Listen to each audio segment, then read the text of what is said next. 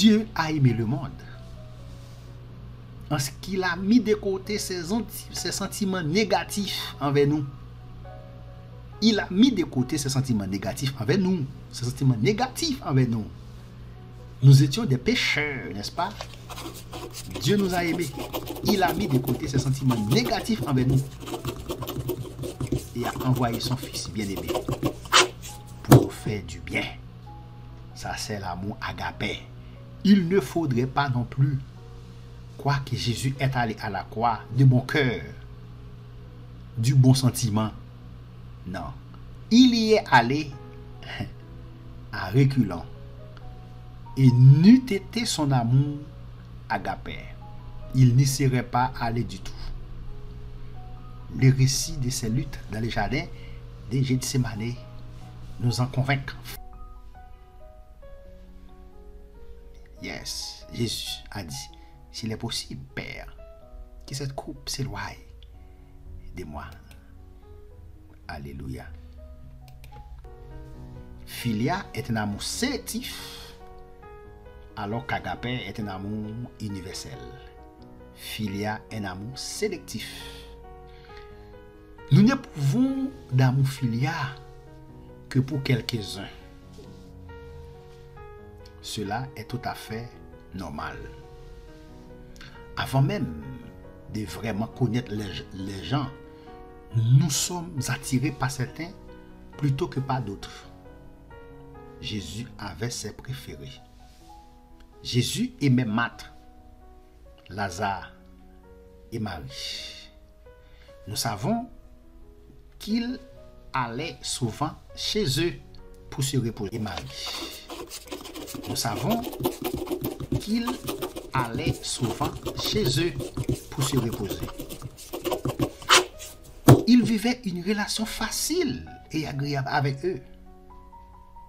Lorsque Lazare meurt, nous voyons Jésus attristé, qui pleure.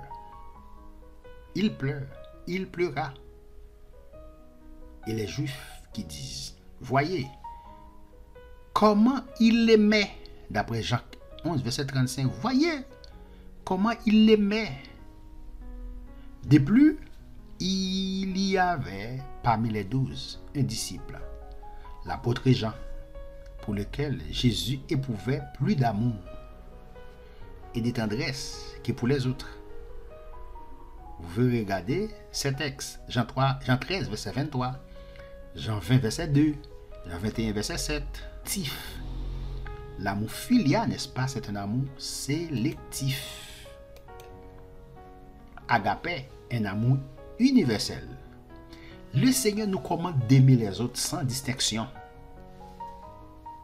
Il n'est pas question de faire du bien à quelques-uns que nous aurions soigneusement sélectionnés selon nos préférences et de mettre les autres de côté. Le Seigneur nous invite à aimer tout le monde et particulièrement ceux qu'il place sur notre route. Dieu nous commande d'aimer nos frères, le prochain et même nos ennemis. Béni soit l'Éternel. Dieu nous commande d'aimer même nos ennemis. Dieu nous commande d'aimer ceux, n'est-ce pas, qui nous ont fait du mal. Dieu nous commande d'aimer ceux, n'est-ce pas, qui nous ont fait du mal. Ceux qui nous ont fait du tort. Ceux qui nous maltraitent. Béni soit l'Éternel. Waouh. L'amour agapé est le seul amour que nous pouvons avoir pour des ennemis. L'amour agapé est le seul amour que nous pouvons avoir pour des ennemis. Nous ne pouvons pas éprouver des sentiments favorables pour un ennemi. Mais nous pouvons venir à son secours, à son aide, et lui faire du bien quand il est en danger. N'est-ce pas? Quand il a un problème. Quand, n'est-ce pas? Quand il se trouve dans une situation difficile, quand il se trouve dans un moment difficile.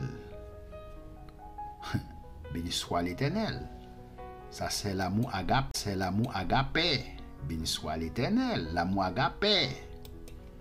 Béni soit l'Éternel, l'amour agapé. Agapé, un amour universel. Quand l'amour agapé règne dans une église, il n'y a plus de gens mis de côté et négligés.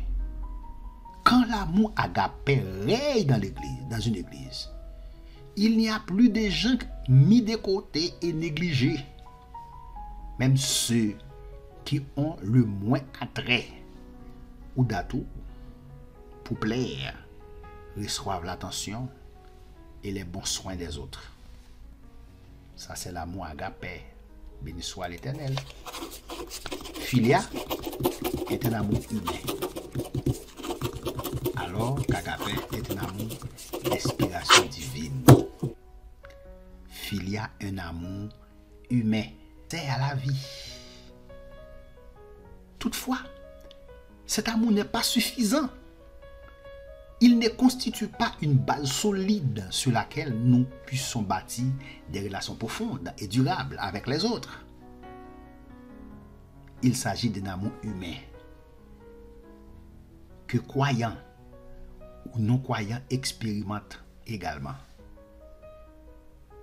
Oui, il s'agit d'un amour humain que croyants ou non-croyants expérimentent également. Oui, ça c'est vrai. Béni soit l'Éternel. Agapé, un amour d'inspiration divine. L'agapé est une facette du fruit de l'esprit, d'après Galates 5, verset 22. Nous ne pouvons pas pleinement le vivre, l'inspiration divine. L'agapé est une facette du fruit de l'esprit, d'après Galates 5, verset 22. Nous ne pouvons pas pleinement le vivre sans être en communion intime avec Dieu et sans être résolument déterminé à le vivre. C'est pas l'amour agapé que nous avons les uns pour les autres que les non-croyants sauront que Dieu a sa place au milieu de nous. C'est pas l'amour agapé que nous avons les uns pour les autres que les non-croyants sauront que Dieu a sa place au milieu de nous. Jean 13, versets 34 et 35. Nous avons, n'est-ce pas, l'amour les uns pour les autres. Expérience de l'apôtre Pierre, de l'amour filia à l'amour agapé. L'exemple d'un personnage biblique qui a développé l'amour agapé. Les prétentions de Pierre, rappelez-vous, un peu avant sa mort, Jésus annonce à ses disciples qu'il l'abandonnerait tous, pas peur des Juifs.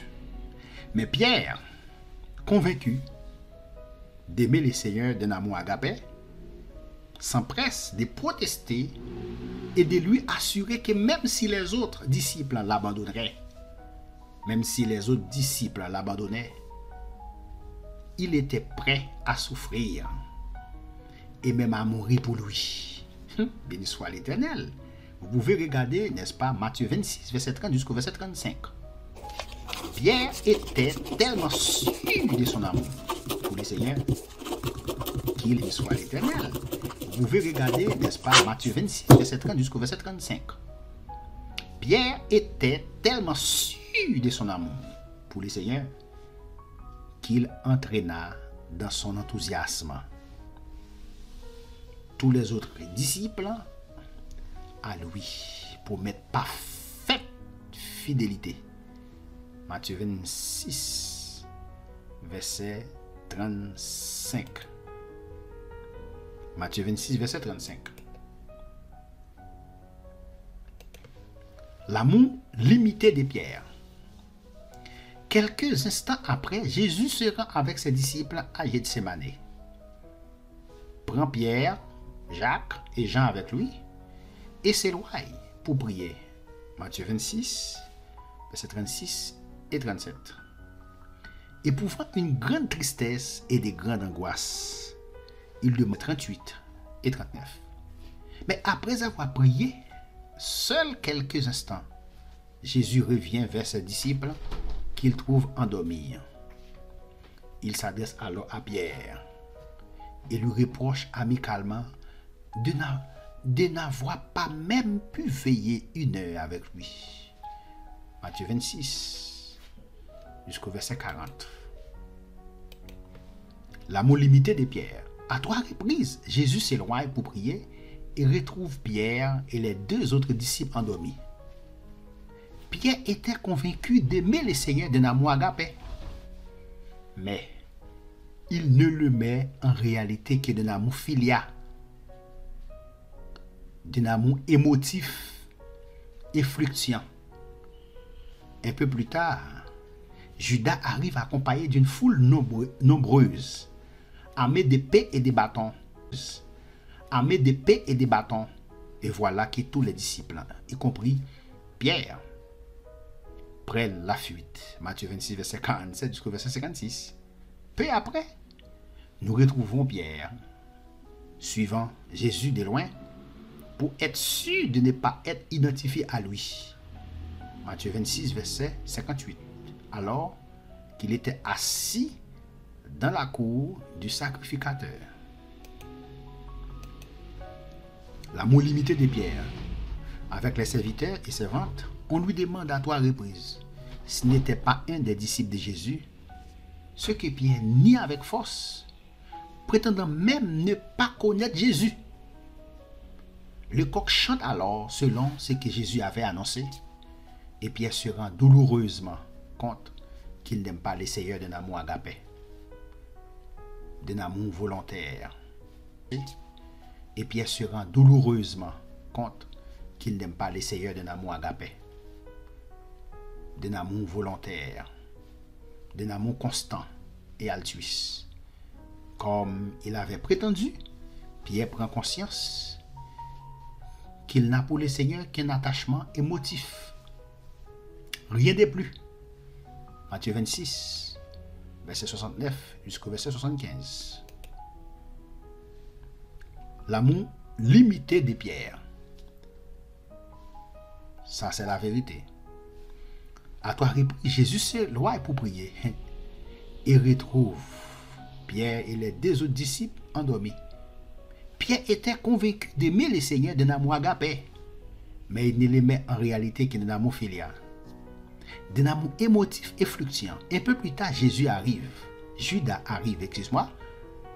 accompagné d'une foule, verset 47 jusqu'au verset 56. Peu après, nous retrouvons Pierre, suivant Jésus de loin pour être sûr de ne pas être identifié à lui, alors qu'il était assis dans la cour du sacrificateur.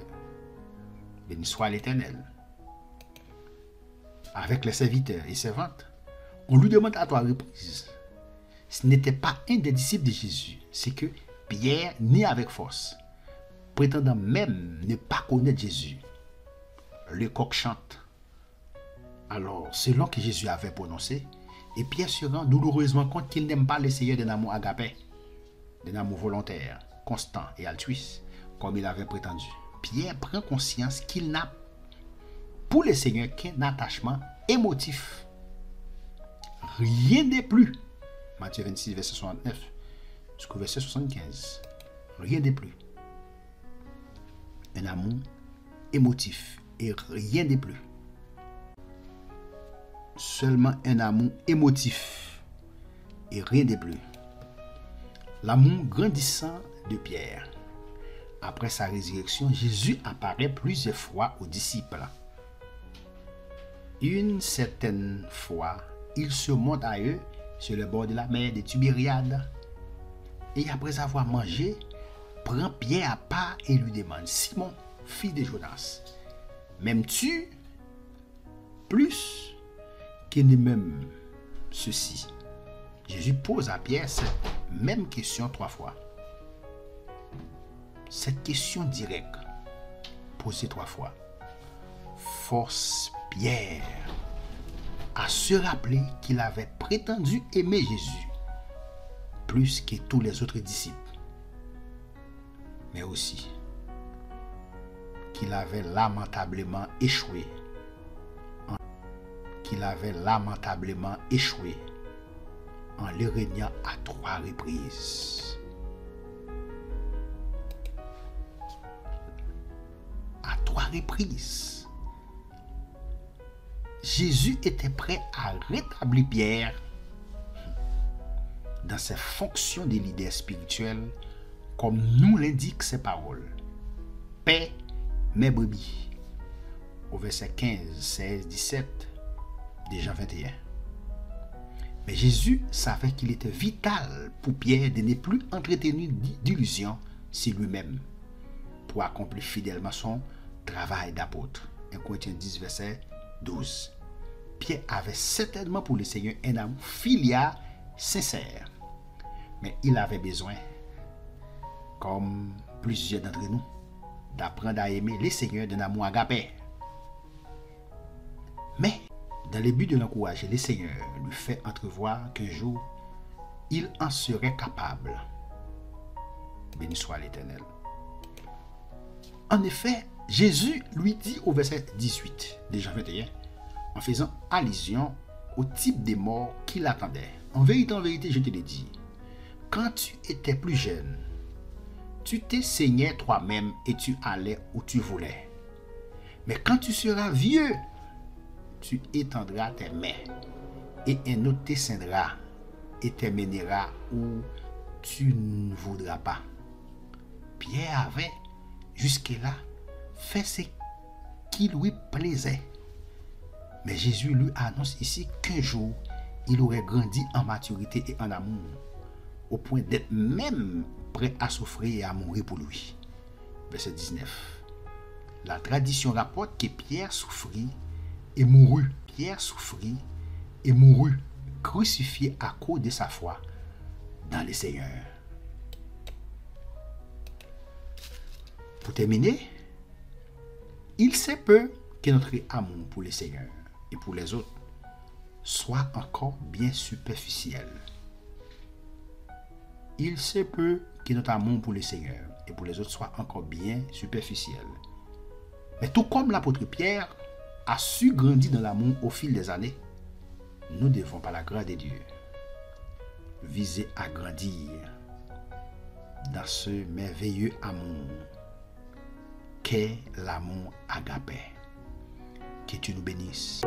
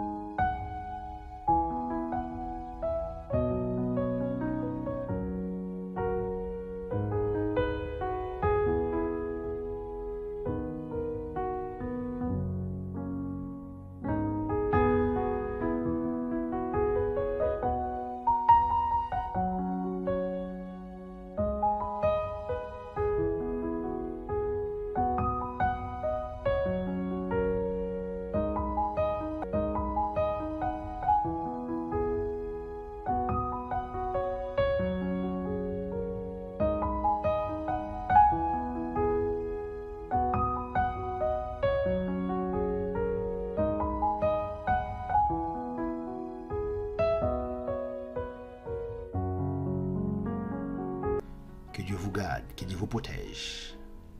C'était votre serviteur qui était en train de partager la parole de Dieu avec vous. Partage notre étude avec vos amis dans votre groupe. Partage notre étude sur Facebook, sur Instagram, Twitter, pour inviter, n'est-ce pas, plus de gens à écouter la parole de Dieu. Restez avec la paix de Dieu, restez avec la grâce de Dieu. Que le nom du Seigneur soit béni, que le nom du Seigneur soit exalté, que le nom du Seigneur soit magnifié, que le nom du Seigneur soit glorifié. Nous bénissons le nom du Seigneur. Encore une fois de plus, restez avec le Seigneur. Que Dieu vous bénisse pour une prochaine vidéo. Amen.